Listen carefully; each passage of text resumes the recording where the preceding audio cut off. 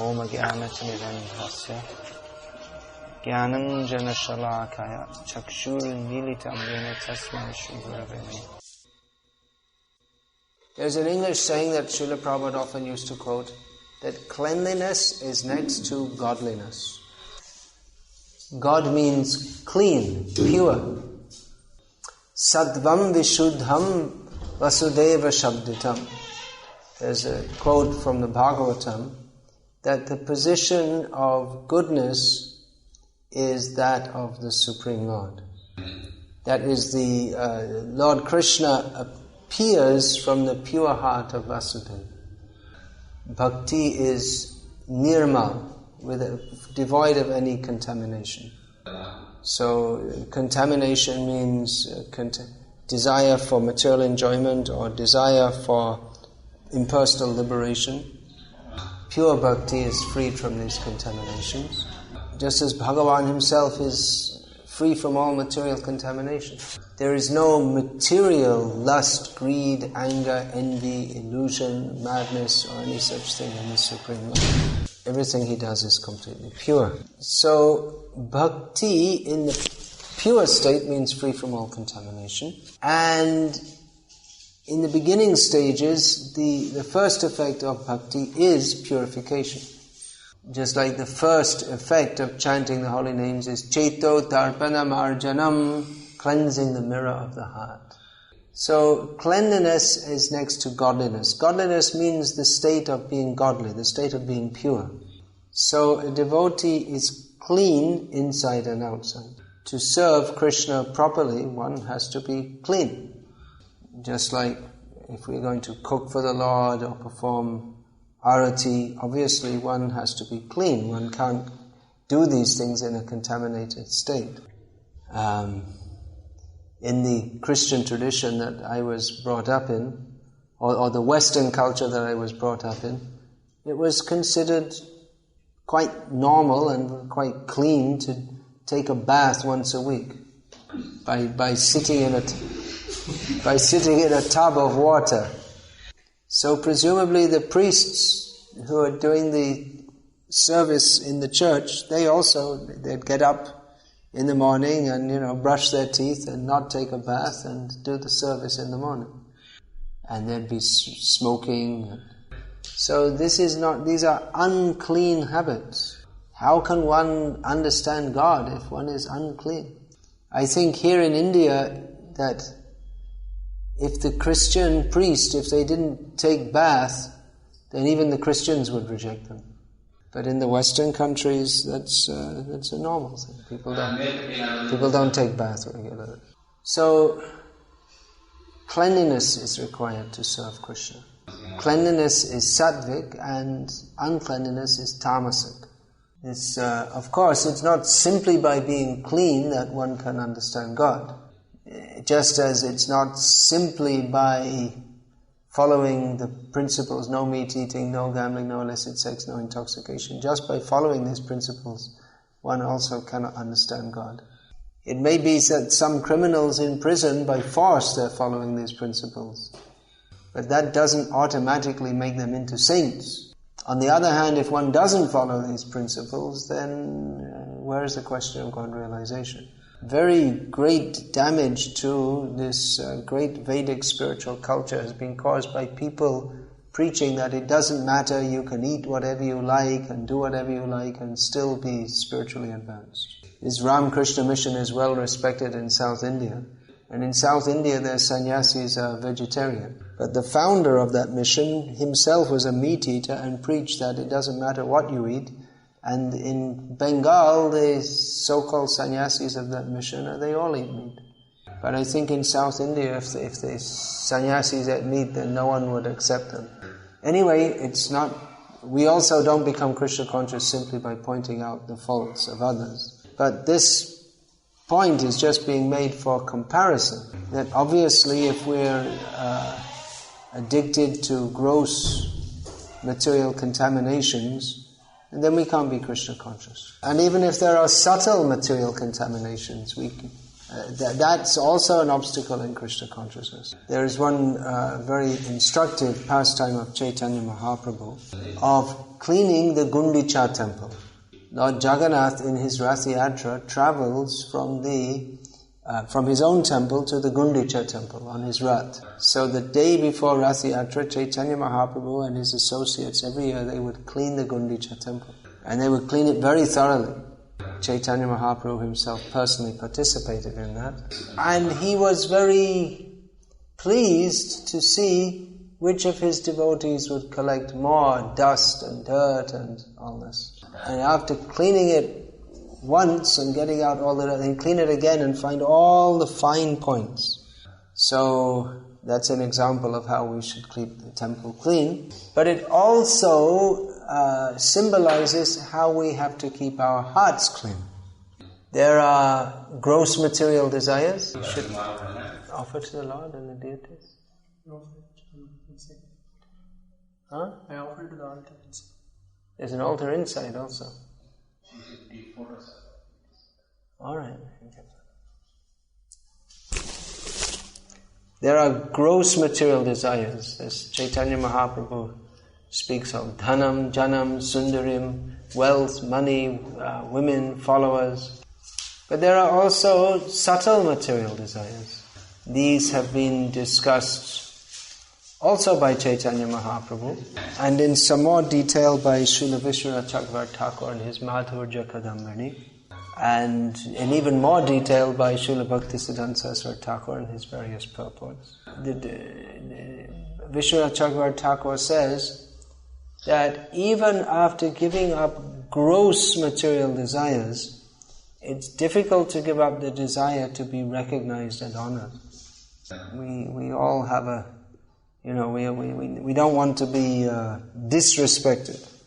So Chaitanya Mahaprabhu, by cleaning out even the fine dust particles, showed how we have to remove all the very dirty things from our hearts. So we're talking about cleanliness on different levels here. There is the physical level. That means keeping the body clean by regular bathing, keeping our clothing clean, and the temple of the Lord should be kept very clean. All the arati paraphernalia, everything. And there's also cleanliness of consciousness. Now the two are interlinked. If we are in a place which is clean, then it's easier for the consciousness to be clean. And if our consciousness is clean, then we won't want to live in a dirty place. You see, the hogs, they like to be in a dirty place. The hogs' dream of paradise is a big, filthy, dirty dream. As Prabhupada gave the example, if you offer hogs some nice sweet cooked with ghee, they'll think, that's not very nice. They'll think that's horrible. But if you pass stool, they'll come running, what's this? Very nice. So the position of a hog is not very good. We should not live like hogs. Srila Prabhupada wrote in one letter that if a devotee, what exactly did he say? If a devotee lives like a hog, then how can he be a devotee? He was referring to eating voraciously. I also heard, when I first came to India in 1976, that Srila Prabhupada said that if you don't clean your room daily with water, then it's living like a hog. So it makes a difference, doesn't it? If everything's nice and clean, then the consciousness feels very clear also. So daily cleaning should be there. And time to time, some more intense cleaning has to be done. Because sometimes dust accumulates and it slowly accumulates and we don't even notice. Just like I was pointing out in the last few days, if you're on top of the lights, those who are living in the temple or regularly visiting, they don't see, because just a little every day, little more comes. But then every week or 2 weeks you have to regularly clean, otherwise it becomes quite dirty. And many times if we look behind pictures or cupboards, we'll find it's very dusty. You may think, well, it doesn't matter, it's just behind the picture, no one can see it. But it's still unclean and impure, and that shouldn't be allowed in Krishna's temple. And even if you can't see it, it still has a subtle influence on the consciousness. Dirty places, they attract all kinds of ghostly beings. So, as far as possible, we should try to keep things clean. There are some things you can't do much about. For instance, just at the back here, there's this open drain which stinks. So, I can't think of much that you could do about that. I mean, we could ask the corporation to, make some solution, but by the time they do it, we'll be ready to move from here anyway. Traditionally, temples were purpose-built, and of course there were no taps in previous times, so water would have to be carried either from the tank or the river or whatever. And there was a whole class of people called the water bearers, a very important part of society, although they're not high caste or educated, but they carried water. That's essential. Water is essential. Chaitanya Mahaprabhu, when he was staying for the last 18 years, he was 24 years, but the last 18 years he was more or less steadily at Puri, at the Gambhira, the house of Kashi Mishra. So he had two permanent water bearers, Ramai and Nandai, their names were. No, not Ramananda Rai. Ramai and Nandai, the two devotees. They worked under Govinda, who was his personal servant. So they might have done other things also, but their principal service was carrying water. You have to carry it in pots on your shoulder, and then you put it into some big container. Maybe the older men saw here when you were younger. I think when you were younger, many places didn't have taps, is it, in this area? Is it? Like that? Even now in the villages, there are places where they have to carry the water. That's very good exercise also. So, water is required for cooking, bathing, purification, cleansing. So we should try to keep clean in all respects. At this season, the leaves are dropping off the trees, so the leaves have to be swept up daily. So all these things we have to be aware of. It's some work to do, no doubt. It might be easier not to clean, but that becomes in the mode of ignorance, tamagun. Maintenance is sattvic. Setting something up or creating something, that requires rajogun. So often we're very enthusiastic to do something new, but to maintain, that requires sattvagun. And just to destroy everything or to neglect everything, that is tamasic. So sometimes we see people take to Krishna consciousness very enthusiastically, but then after some time, not very enthusiastically. Or they may even go against Krishna Bhakti and criticize all the devotees and say, this isn't good. So we can understand that their initial enthusiasm was not really from the spiritual platform. On the spiritual platform, one remains steady. You've heard the example of the shooting star. Do you have this saying in Tamil also?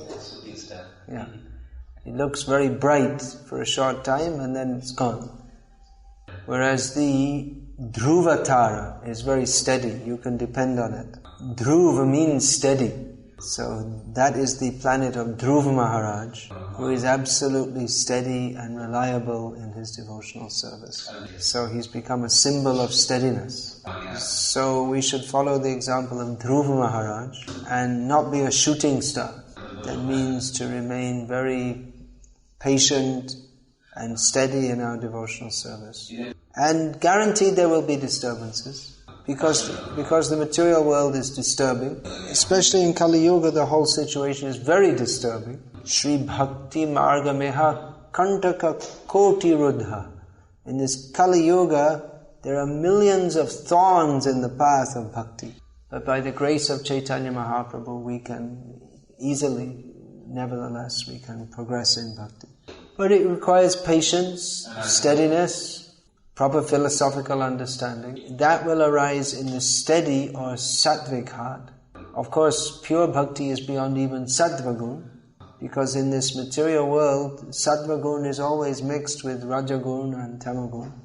But sattva, the position of sattva completely free from material contamination, that is Krishna consciousness. So the description of sattva gun as given in Bhagavad Gita, that is synonymous, or that is the background, or the basic principles of Krishna consciousness rest on that one is free from material attachments, one is steadily determined, one neither hankers for any material thing nor laments for anything lost, detached from this material world, clean, that's what we're discussing, cleanliness especially, a balanced eater.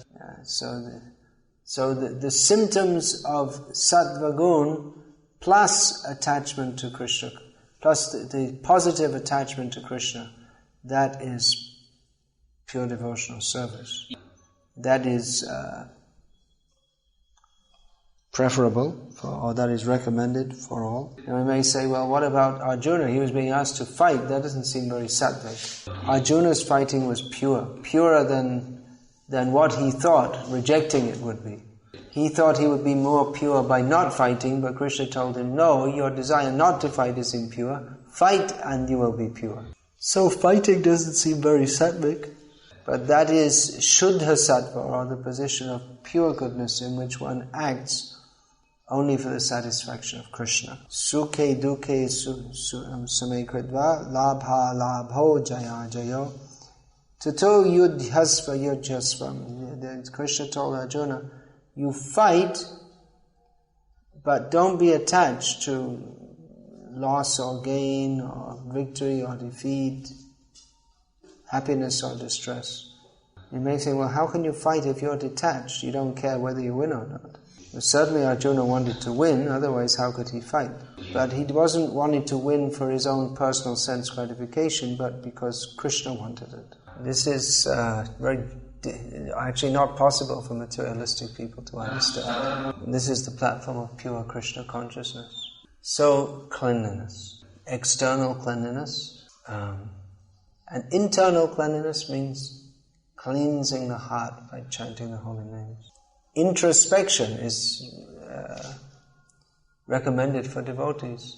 When we look in our hearts, what do we see?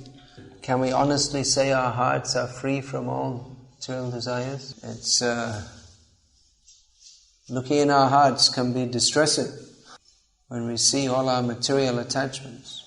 So we have to pray to Srila Prabhupada and all the Acharyas and Krishna to help us to be free from material desires. It's very difficult to get free from material desires. Yogis, they try with great difficulty over a long time, they try to become free from material desires. It's very, very difficult. The Krishna conscious system of getting much free from material desires it's a different approach altogether. Our approach is, instead of just trying to get rid of the material desires, we dovetail all our desires in Krishna's service. That's why Prabhupada sometimes used to say that cleaning the temple is cleaning your heart. You may think, well, cleaning the temple, what's that got to do with yoga? How will that help us to become spiritually advanced? So many people clean the floor of their house every day, and people are hired to clean in restaurants and different institutions. So someone who is paid to go and clean, just like the street sweeper, that won't purify the heart.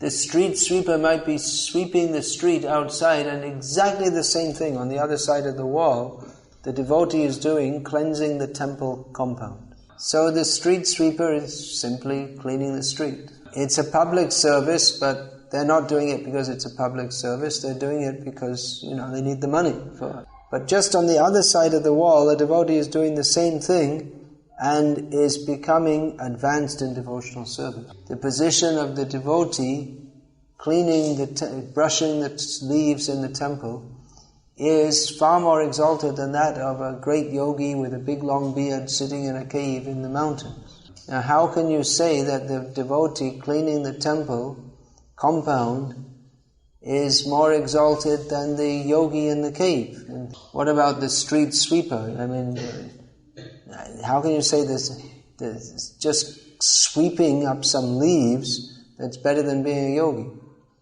The point is that the devotee is doing it for the satisfaction of Krishna. Maharaj Prataparudra was a very powerful king, but he used to sweep the road in front of Lord Jagannath. Chaitanya Mahaprabhu became extremely pleased to see this, because from this he could understand that although Maharaj Prataparudra was such a high position, being the king, he thought of himself as the humble servant of Lord Jagannath. So we shouldn't think that in devotional service there's any low service. All services are very high. Just the other day I heard someone, he was upset because he thought that he was being engaged as the vehicle for the devotees, and he became upset because he thought he was being treated as a driver. But we find that Ishvara Puri got the blessing to become the guru of Chaitanya Mahaprabhu because he personally cleansed the stool of his own guru. Of course, no one can be the guru of Chaitanya Mahaprabhu. He is the Jagat Guru Gaura Mahaprabhu. But in the pastimes of Chaitanya Mahaprabhu, he gave him Diksha. How did he get that opportunity? He wasn't famous as a great scholar. Some time before he gave Diksha to Mahaprabhu, Ishvara Puri visited Navadvip, and he had written one small book about the pastimes of Krishna. So he showed it to Nimai Pandit. That was the name of Chaitanya Mahaprabhu in his household life. And he said that you're very learned in Sanskrit. I'm not very good in Sanskrit. You please check this and see if there's any mistakes. So Chaitanya Mahaprabhu said that in the works of a great devotee there can be no mistakes. In other words, although there might be some grammatical errors, because the bhav or the feeling is pure, therefore Krishna accepts it. So from this we understand that Ishvara Puri, he wasn't from the worldly perspective a great scholar, but he was so dedicated to his Gurudev that his Gurudev Madhavendra Puri, who was in his old age having the pastime of being sick, so Ishvara Puri would personally cleanse the stool. Who will clean the stool? That you require the bhangi. In Hindi that's called. They're considered the lowest in society. But they're also, of course nowadays we have flush toilets, but they were also required, previously at least. In Pakistan there's still Hindus all over the country. Because during the partition days so many Hindus were fleeing Pakistan, but the local Muslims asked the Bangis, you stay, you don't go away, we don't want you to go. If you don't do your job, then we'll be in trouble. So their position is considered very low in human society. But Ishvara Puri personally performed the job of cleaning Does that mean he became unclean? Well, from the ritualistic point of view, yes, maybe. Presumably after taking out the stool, he would take bath. But clearly his heart was very clean because he was the fully surrendered servant of his Gurudev. So, anyway, let's keep everything clean for Krishna. It's very nice to keep everything very clean. Prabhupada, talking about his gurukuls, he said they should be revolutionary clean. In the Srimad Bhagavatam, one of the symptoms of Kali Yuga is that it said that brahmacharis will be dirty. Brahmacharis are supposed to be very clean. But one of the symptoms of Kali Yuga, well, practically for one thing, there are hardly any brahmacharis anyway. But if you see just like the equivalent, the modern students, they're very dirty. If you go in college hostels, they're very dirty, smelly. So people don't know what is cleanliness. But if you come to a temple and everything is very clean, then you feel, oh, this is very nice. Immediately you feel very nice. Any place you come, if it's very clean, then you feel it's very nice. So the temple is Krishna's temple. We should keep it very nice and clean for Krishna's pleasure. That is an important part of devotional service. Srila Prabhupada would sometimes get very angry if he saw that there was not proper cleaning. And once he said that he defined good management, talking about temple management. He said that good management means to keep everything clean. That's all. That was his definition. Of course, there are many aspects also. But if everything is clean, that's a symptom of good consciousness, from which everything else follows. So Prabhupada, he told of the proper standards of cleanliness. He said for cooking pots, they must be completely spotless, inside and outside. He remembered his mother would stand over the servant and make sure that each pot was cleaned until there was not one speck of dirt inside or outside. Because actually, if there's even one spot of dirt, even on the outside of the cooking pot, it's not fit to cook for Krishna. Why should Krishna is the Supreme Lord? Why should he be off? Why should you cook for him in dirty pots? So these are some points about revolutionary clean and how clean our consciousness should be. How clean our consciousness should be. It's always thinking of Krishna. Hare Krishna, Krishna Krishna, Hare Hare. Hare Rama, Ram Ram, Hare Hare. This will cleanse the consciousness. So let's chant Hare Krishna and be happy and be clean inside and outside. Hare Krishna. Any question? You said that some devotees they are putting using some stickers and... What's that got to do with the class? Generally the question should be according to the class. Anyway, it's not a major thing whether you put with a stick or not, but according to Shastra, one shouldn't do. Main injunction is that one should wear tilak. How to apply it is a secondary consideration. So it's nice people are putting on tilak. This way, that way, or the other way. Like we see in Sri Ramanuja's Vishnu temples, Ramanuja they also found the same standard. Practically now we see that after doing puja, practically they are now washing that. The camphor lamp, I don't know how you can wash it because camphor becomes very black, doesn't it? Even other things other than bulbs and when they are doing puja itself, we are able to see cats, things in the thermal temple. Yeah. If you see the kitchen of the Vishnu temples, it's the most dirtiest place. Is it? It seems that dirtiness is, I don't know.